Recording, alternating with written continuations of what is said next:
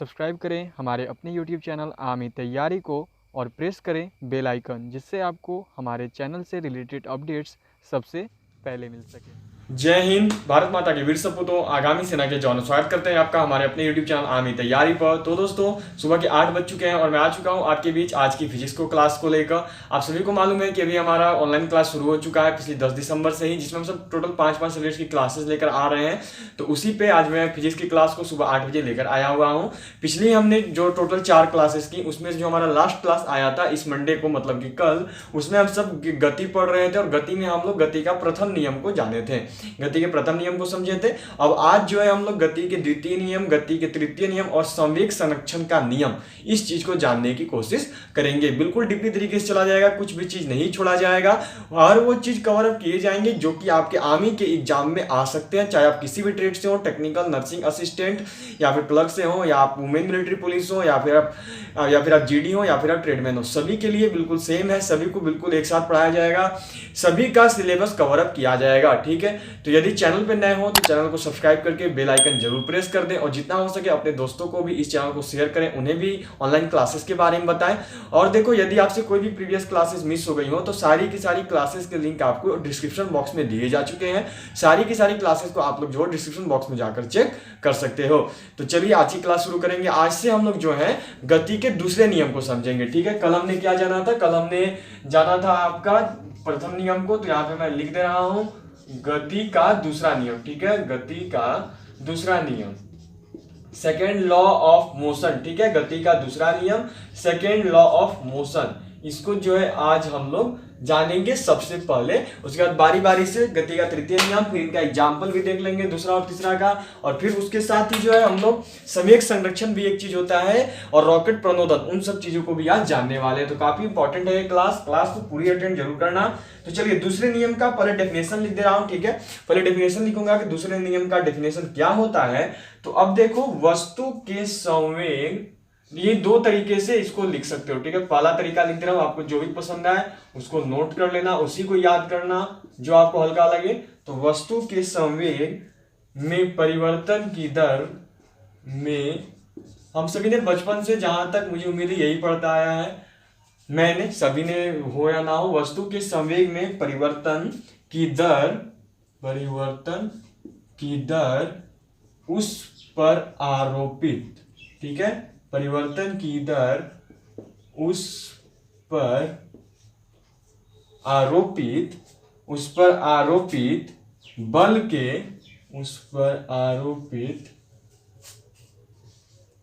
बल के, अनुक्रमानुपाती होता है। ठीक है, अनुक्रमानुपाती होता है। ठीक है, यहां तक हो गया हमारा, अनुक्रमानुपाती होता है, तथा संवेग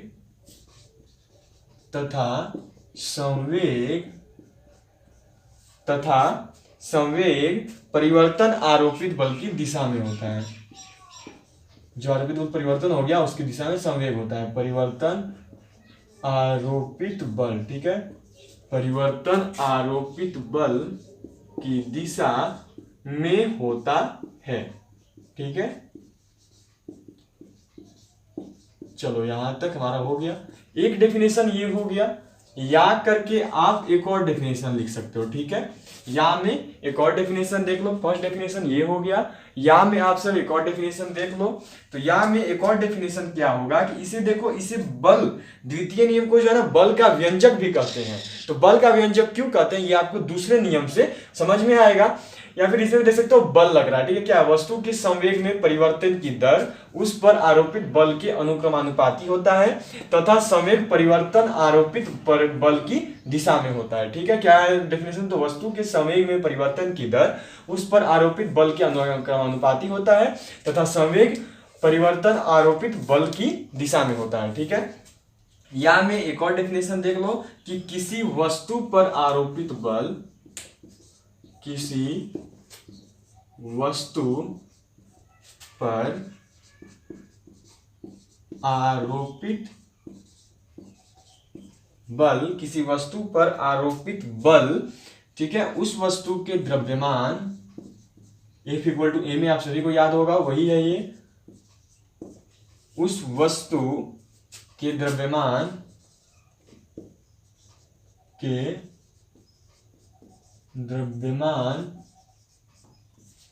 तथा दिशा, द्रव्यमान तथा बल की दिशा, ठीक है, द्रव्यमान तथा बल की दिशा में उत्पन्न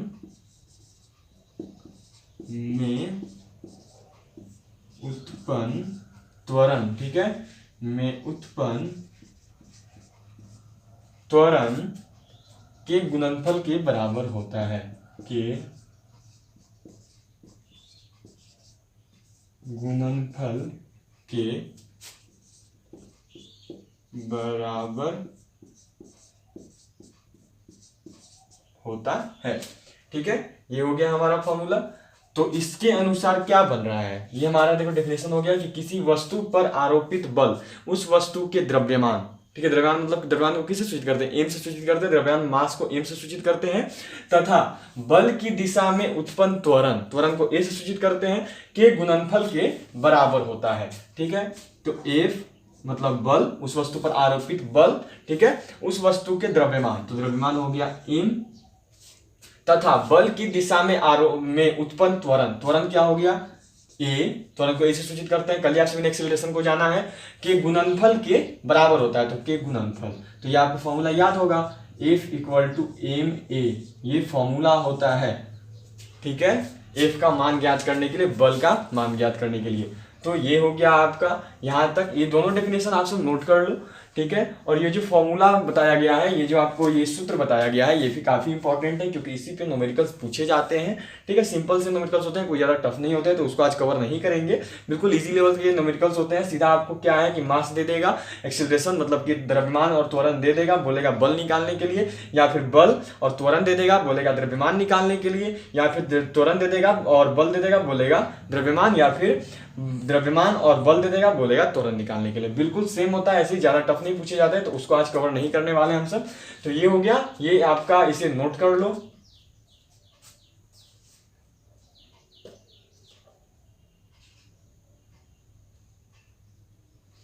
चलो, हो सकता है आप सभी ने नोट कर लिया हो। अब हम सब क्या करेंगे कि इसके उदाहरण को देख लेंगे, ठीक है। जो हमने लिखा है गति का दूसरा नियम, इसके हम लोग उदाहरण को समझ लेंगे, इसके उदाहरण को देख लेंगे। तो इसे इरेज करता हूं।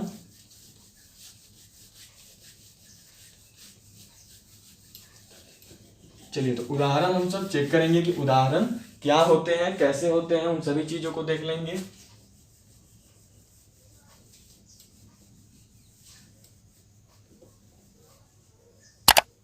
गति के दूसरे नियम का ही हम सब उदाहरण देखने वाले हैं, ठीक है।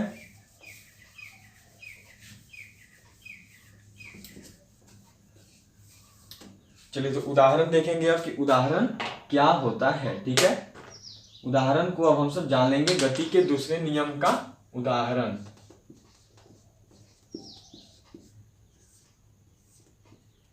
चलिए, उदाहरण देखेंगे। अब इसमें क्या है, तो ए नंबर से देखते चलेंगे। फर्स्ट उदाहरण को ए करके डिकोड कर रहा हूं, ठीक है, याद रखना। चलो, क्या है, समान वेग से आती हुई क्रिकेट गेंद, समान वेग से आती हुई क्रिकेट गेंद,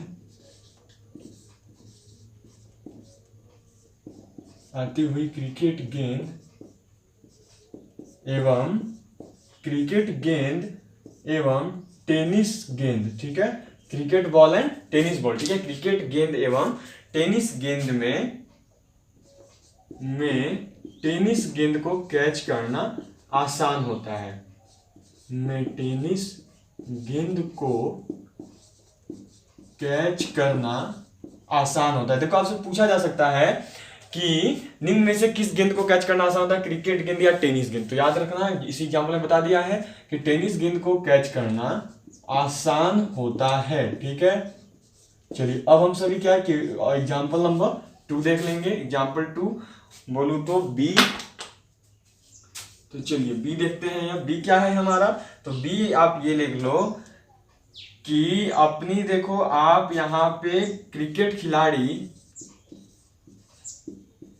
वैसे ही एग्जाम्पल बताऊंगा जो कि आपके एग्जाम्स में आ सकते हैं, एक्स्ट्रा नहीं देखेंगे, ठीक है। क्रिकेट खिलाड़ी तेजी से आती हुई गेंद को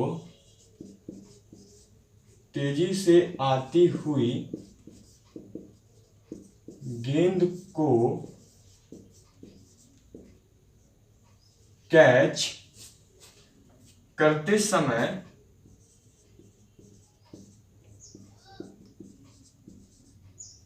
याद रखो तेजी से आती हुई गेंद, ठीक है। अभी हम लोग आराम से कैच आ रहा था वो वाला नहीं, तेजी से आती हुई गेंद को कैच करते समय अपने हाथों को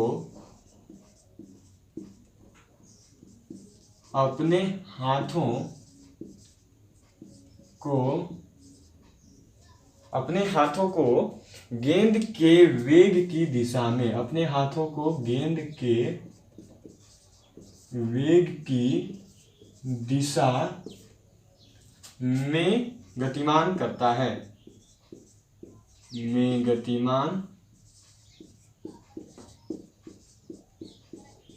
कर देता है ताकि उसे चोट कम लगे। अब इनमें से देखो उनके लिए समझना आसान होगा जो कि क्रिकेट खेले होंगे, उनको ये काफी इजी होगा एग्जाम्पल समझना कैसे कि आप सभी को याद होगा। जब भी देखो ऊपर से कोई गेंद आई थी तो सिंपली तो रोकते हैं, जब ज्यादा स्पीड आती है तो कैच लेने वाले हम सब पीछे अपने हाथों को किया करते थे, या जब कोई आपको कस के थ्रो करे इधर इस एंगल से सामने से जब थ्रो आए कस के तो जब कैच करते तो अपने हाथों को ऐसे पीछे लेकर जाते थे। तो वही है कि जब भी कोई गेंद तेजी से आती है तो गेंद को रोकते समय जो भी क्रिकेट खिलाड़ी होते हैं वो गेंद को रोकते समय गेंद जिस दिशा में जा रही होती है उसी दिशा में अपने हाथों को पीछे लेकर जाते हैं कैच पकड़ने के बाद, ताकि उनको चोट ना लगे। आप सब एक चीज अगर ना हो तो अभी ही करके देख लेना, या फिर आप इस पर ट्राई करके देखना इस फिजिक्स के उदाहरण को, सेकंड वाले नियम के उदाहरण को, कि आप गेंद लेना और कस के किसी से थ्रो करवाना अपनी ओर, और आप पकड़ने की कोशिश करना। अगर हाथ से छूट जाए, अगर आप सामने रखोगे केवल गेंद आ जाए और धर लूं तो वैसे आप कैच नहीं कर पाओगे, आपके हाथ से गेंद छूट जाएगी और आपको चोट भी लगेगी। लेकिन जब गेंद आ रही है कस के और आप जब बॉल को पकड़ने में अपने हाथों को पीछे की ओर लेकर जाएंगे तो आप सेफली कैच भी पकड़ पाएंगे और आपको चोट भी नहीं लगेगी, ठीक है। तो ये दो उदाहरण हो गए। अब आगे की यदि बात करूं तो आगे में थर्ड उदाहरण देख लेंगे हम सब कि थर्ड उदाहरण क्या होगा। तो थर्ड उदाहरण ये ले लो आप सब कि सी नंबर, ठीक है। गाड़ियों में स्प्रिंग, ठीक है, गाड़ियों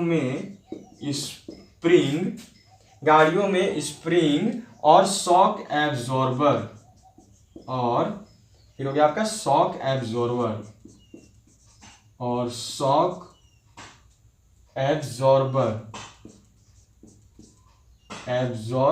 ठीक है, और शॉक एब्जॉर्बर लगाए जाते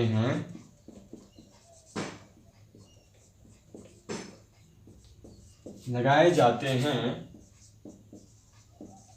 ताकि झटका कम लगे, ठीक है। ये 3 उदाहरण हो गए।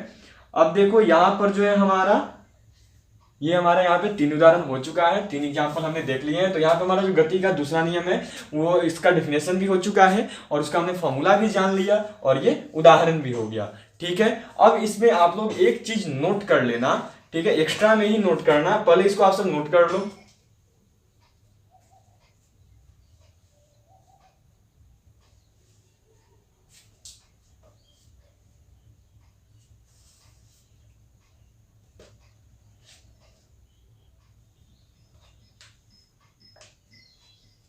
चलिए हो सकता है आपने यहां तक कवर अप कर लिया हो। अब इसमें क्या करेंगे हम सब कि एक चीज लिखने वाले एक इंपॉर्टेंट नोट है, तो इसको अब मैं इरेज कर दूंगा, यहां से हटा दूंगा।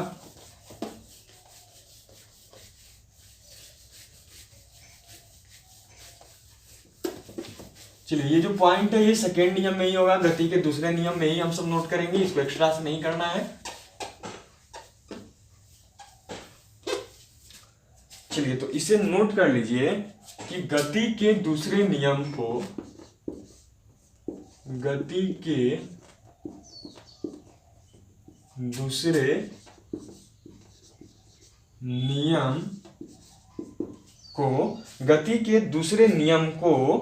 बल का व्यंजक, ठीक है, गति के दूसरे नियम को बल का व्यंजक, बल का व्यंजक भी कहा जाता है। चलिए यहां पे हमने जान लिया कि गति के दूसरे नियम को जो है बल का व्यंजक भी कहा जाता है। अब देखो यहाँ पे हमने गति के दूसरे नियम को भी कंप्लीट कर लिया है। अब हम सब गति के तीसरे नियम को समझेंगे। अब देखो यहाँ पे क्या है कि मैं आपको आज एक वर्क दे रहा हूँ, ठीक है, यह आपके लिए। यदि आपने कल की क्लास अटेंड की होगी तो मैं अभी आपसे जो क्वेश्चन करने जा रहा हूँ, यदि आपने कल की फिजिक्स की क्लास अटेंड की थी सुबह 8 बजे, तो मैं आपसे जो भी क्वेश्चन करने जा रहा हूँ उसका आप जवाब आसानी से दोगे, ठीक है।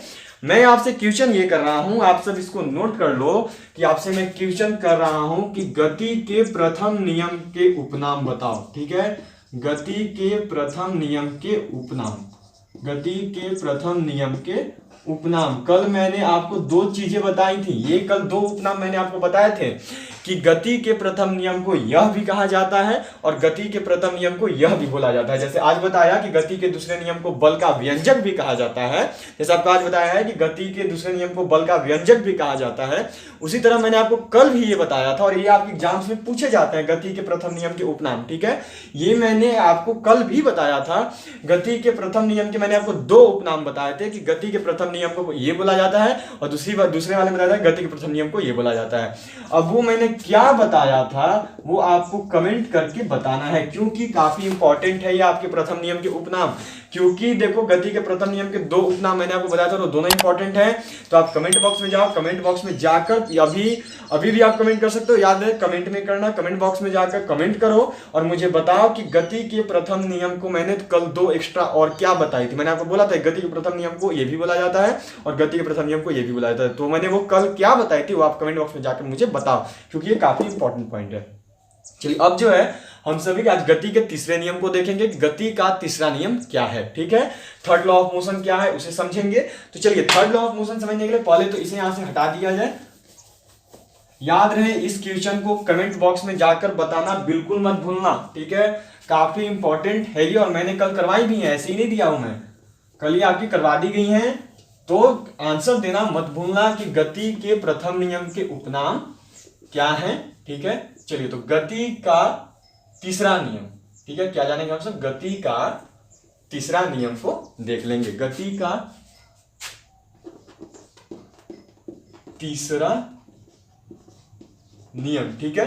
अब हम सब गति के तीसरे नियम को समझेंगे, इसको, इसके एग्जाम्पल को और इसके उपनामों को भी हम सब जान लेंगे। चलिए तो गति के तीसरे नियम का यदि मैं ये बोलूं कि आपका डेफिनेशन क्या होगा, तो देखो सबसे पहले तो जिस तरीका से पहले बोला जाता था और अभी वही बोला जाता है कि सबसे आसान पढ़ना है तो गति का प्रथम नियम और तृतीय नियम ही है। सबसे मुश्किल होता है गति का द्वितीय नियम, ठीक है। सबसे मुश्किल क्या होता है, गति का द्वितीय नियम सबसे मुश्किल और सबसे बड़ा। लेकिन गति का प्रथम नियम आप सबको भी याद है, कल मैंने बताया था कि कोई वस्तु तब तक विराम अवस्था में रहती है जब तक उस पर कोई बाहरी बल आरोपित ना हो। और उसी प्रकार गति का तीसरा नियम भी बिल्कुल आसान है कि प्रतिक्रिया के बराबर अनुक्रिया होती है, ठीक है, एकदम आसान है। जितनी प्रतिक्रिया उतनी अनुक्रिया होगी, बिल्कुल आसान है। तो गति का प्रथम और तीसरा नियम सबसे इजी है। सेकेंड नियम वही टफ है कि आपका त्वरण की दिशा में बल आरोपित होता है, इसीलिए। तो चलिए अब गति के तीसरे नियम को डेफिनेशन को देख लेंगे हम सब कि देखिए इस नियम के अनुसार प्रत्येक क्रिया के बराबर, चलो इसको अच्छे से लिख दिया जाए, इसका डेफिनेशन लिख रहा है तो लिख देता हूं, इस नियम के अनुसार, इस नियम के अनुसार प्रत्येक क्रिया के बराबर, इस नियम के अनुसार प्रत्येक क्रिया के बराबर, इस नियम के अनुसार प्रत्येक क्रिया के बराबर, इस नियम के अनुसार प्रत्येक क्रिया के बराबर परंतु विपरीत दिशा में प्रतिक्रिया होती है। प्रत्येक क्रिया के बराबर परंतु विपरीत दिशा में प्रतिक्रिया होती है, ठीक है। किस दिशा में, तो विपरीत दिशा में प्रतिक्रिया होती है। विपरीत दिशा में प्रतिक्रिया, विपरीत दिशा में प्रतिक्रिया होती है, चलिए इसको एग्जाम्पल के तौर पे भी समझ लेंगे कि एग्जाम्पल के तौर पे इसका कैसे होगा, क्या डेफिनेशन होगा, उसे भी जान लेंगे। तो इस चीज को पहले नोट कर लो, यही इसका डेफिनेशन है कि इस नियम के अनुसार प्रत्येक क्रिया के बराबर परंतु विपरीत दिशा में प्रतिक्रिया होती है। ठीक है, यदि क्रिया इस ओर हो रही है तो प्रतिक्रिया जो है इस ओर होगी। ठीक है, यदि क्रिया पूर्व दिशा में है तो प्रतिक्रिया पश्चिम दिशा में, यदि क्रिया उत्तर दिशा में है तो प्रतिक्रिया दक्षिण दिशा में। ठीक है, मतलब कि जस्ट अपोजिट दिशा में प्रतिक्रिया होगी। प्रत्येक क्रिया के बराबर परंतु जितना क्रिया हो रहा है उतना ही प्रतिक्रिया होगा, परंतु जस्ट उसकी विपरीत दिशा में होगा। बात समझे, जितना क्रिया हो रहा है वही प्रतिक्रिया होगा, उतना ही, लेकिन विपरीत दिशा में। चलिए इसका एग्जांपल के तौर पर इसको समझाऊंगा तो आपको और भी ज्यादा तरीके से समझ में आएगी। इसका उदाहरण देख लेते हैं कि इसका उदाहरण क्या होता है। ठीक है, क्या है तो हम सब देखने वाले हैं इसका उदाहरण को समझेंगे सबसे पहले। तो चलो ए नंबर दिखाता हूं, ए नंबर क्या होगा, कैसे होगा वो देख लो। तो ए नंबर उदाहरण में आप सब नोट करो कि बंदूक से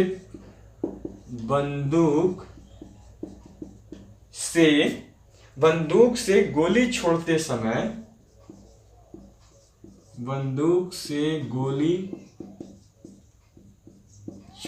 समय पीछे की ओर धक्का लगता है, पीछे की ओर धक्का लगता है। ठीक है, ये आप सब चीज सब कोई मानते हो कि जब भी देखो बंदूक की गोली छोड़ी जाती है, ठीक है, एक सिंपल सा ये समझ लो, जब भी कोई बंदूक से गोली छोड़ी जाती है, मानो कि यदि इस ओर ट्रिगर दबाया जा रहा है, ठीक है, मानो अगर इस ओर का ट्रिगर का यूज हो रहा है, यदि गोली इस दिशा में छोड़ी जा रही है, जो आपका गोली है वो यदि इस दिशा में छोड़ी जा रही है, गोली जो है वो इधर चल रही है, तो जो प्रतिक्रिया है, देखो गोली किधर चल रही है तो गोली इधर चल रही है, लेकिन जो प्रतिक्रिया है, जो झटका लगेगा वो किधर लगेगा तो पीछे लगेगा। बात को समझे, गोली यदि फायर किया जा रहा है तो गोली तो निकलेगी उधर, लेकिन जब आपको झटका लगेगा तो वो पीछे की ओर आपको झटका लगेगी। ठीक है, अब देखो इस चीज को आप लोग कब मानोगे, तो जब आप लोग जाओगे, जब आप आर्मी में सिलेक्ट हो जाओगे और जब आप फायरिंग रेंज में जाओगे, तब इस चीज को आप मानोगे। जब आप खुद से, आपने तो वीडियोस में देखी ही होगी, जब भी किसी भी आर्मी की ट्रेनिंग की वीडियो देखते हो या मूवी देखते हो, उसमें देखते हो पीछे को झटका लगता है, लेकिन जब आप खुद से इसको ट्राई करोगे, जब सिलेक्शन होने के बाद खुद से फायरिंग रेंज में जाकर फायर करोगे, तब आपको एहसास होगा कि हाँ, जो उन्होंने पढ़ाया था वो बिल्कुल सही था, पीछे की ओर झटका लगता है। चाहे किसी भी चीज से कंधा पे रख के जो है गोली को फायर किया जाए, बड़े बड़े जब छोटा पिस्टल तो वो तो लेता है आदमी हाथ पे फायर करता है, तो उससे भी थोड़ा सा झटका लगता है, लेकिन जितने बड़े बड़े बंदूक होते हैं, जैसे जितने बड़े बड़े गन्स हैं, उनको अपने कंधे पर रखकर, इंसास AK-47 AK-203 सभी को अपने कंधे पर रखकर फायर किया जाता है। ठीक है, तो चलिए ये हो गया। अब क्या करेंगे, बी नंबर हम लोग देख लेंगे। बी नंबर एग्जांपल क्या है, तो बी नंबर एग्जांपल ये हो गया कि नाव के किनारे, ठीक है, नाव के किनारे पर से जमीन पर, नाव के किनारे पर से जमीन पर, ठीक है, नाव के किनारे पर से जमीन पर कूदने पर, जमीन पर कूदने पर, नाव के किनारे पर से जमीन पर कूदने पर नाव को पीछे हटना। ठीक है, नाव का पीछे हटना। ये देखो जब आप किसी नाव के किनारे, नाव का जो ऊपर का जो सरफेस होता है, देखो छोटा ना बड़ा बोट या जहाज वो सब बात है, छोटी जो नाव होती है जो पगडंडी जैसी होती है जिसको इस तरीके से चलाया जाता है, तो उस नाव की यहाँ पर बात हो रही है। तो उस नाव के किनारे जब आप खड़े होकर जमीन पर कूदोगे तो वापस जो लगता है झटका, तो पीछे की ओर नाव थोड़ा सा हिलती है। ठीक है, नाव पीछे हटती है। वो सिंपल नाव जो गाँव ऐसे में चलते हैं उस नाव की बात की जा रही है, बड़े बड़े नाव की बात नहीं। वो तो इतना फोर्स होता है, बल होता है कि वो हिलेंगे ही नहीं। चलिए अब क्या हो गया कि आपका देख लो, ऊंचाई से कूदने पर जो चोट लगता है। ठीक है, चलो पहले यहाँ पे इस दो चीजों को आप सब नोट कर लो, इतनी चीजों को नोट कर लो। उसके बाद नेक्स्ट 2-3 एग्जांपल है इसके, कुछ उसको देख लेंगे, क्योंकि आपके एग्जाम में थर्ड रूल से कुछ एग्जांपल्स पूछ दिए जाते हैं।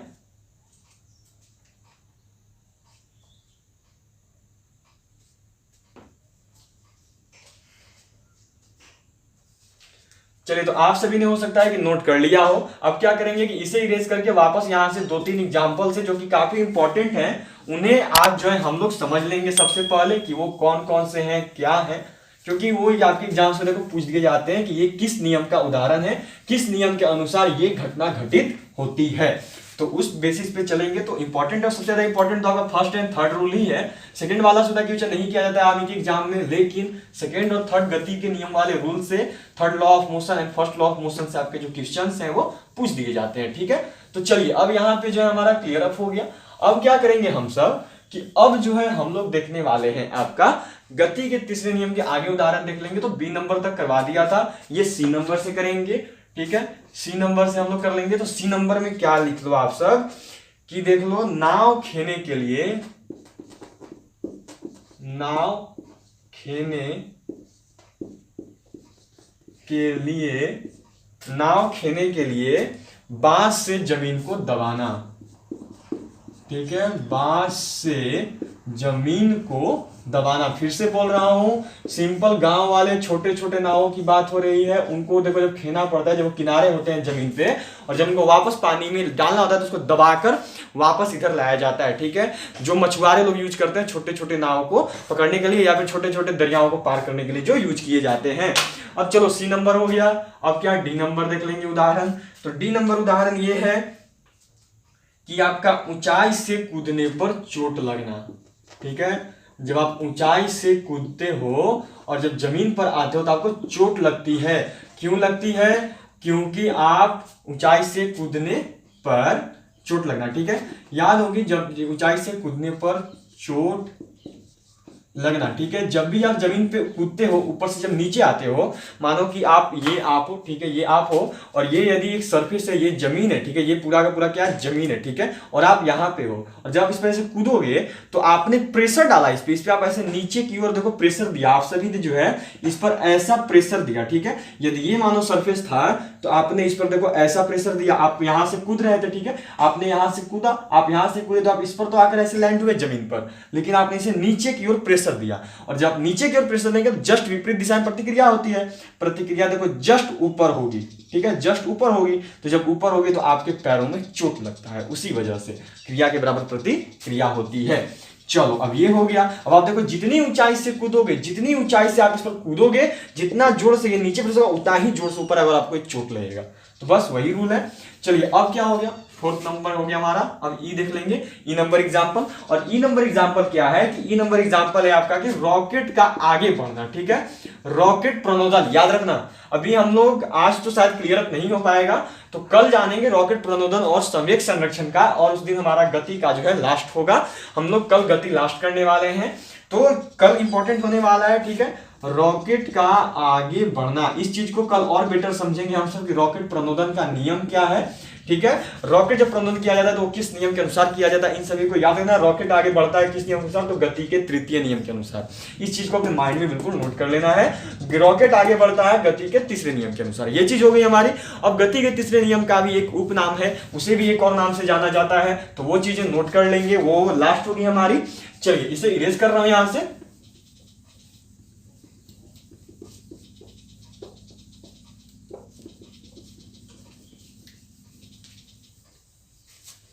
अब क्या है कि अब हम सब जो है एक चीज नोट कर लेंगे कि गति के तीसरे नियम को लिख लो। गति के तीसरे नियम को, ठीक है, गति के तीसरे नियम को क्रिया प्रतिक्रिया का नियम भी कहा जाता है। ठीक है, गति के तीसरे नियम को क्रिया प्रतिक्रिया का नियम, ठीक है, क्रिया प्रतिक्रिया का नियम भी कहा जाता है। क्रिया प्रतिक्रिया का नियम भी कहा जाता है। चलिए यहां तक हमारा जो है आज हमने गति के द्वितीय नियम और तृतीय नियम को पूरी तरीके से कंप्लीट कर दिया है। थोड़ा सा भी इसमें टॉपिक नहीं बचा हुआ है। अब कल एक थोड़ा सा है, देख लो, आपका संवेग संरक्षण का नियम, और आपका एक थोड़ा सा आपका आ जाएगा रॉकेट प्रणोदन। ठीक है, बिल्कुल थोड़ी सी चीजें हैं ये, तो ये उतना इंपॉर्टेंट आपका है थोड़ा सा। संवेग संरक्षण देखो जब रॉकेट ऊपर जाती है उसके बारे में जानना है, और फिर आपका इसी में जानना है रॉकेट प्रणोदन को भी। ठीक है, जो गैस निकलती है, रॉकेट को दागा जाता है तो कौन सी गैस निकलती है, क्या होती है, ये सब चीजें भी हम लोग कल जानने वाले हैं। तो कल की लास्ट हमारी क्लास होगी गति के ऊपर, ये गति वाले टॉपिक के ऊपर। इसके बाद जो है हमारा नेक्स्ट क्लास में बल, फोर्स स्टार्ट हो जाएगा नेक्स्ट क्लास से ही। तो आज के लिए बस इतना ही, कल फिर मिलूंगा आपसे। अगर आज की बात करूँ तो आज तो 11 बजे सुबह में मिल ही रहा हूँ केमिस्ट्री की क्लास के साथ, और यदि कल की बात करूँ तो कल फिजिक्स की क्लास में मिलूंगा आपसे 8 बजे। तो आज के लिए इतना ही, फिर मिलूंगा आपसे, तब तक के लिए जय हिंद जय भारत।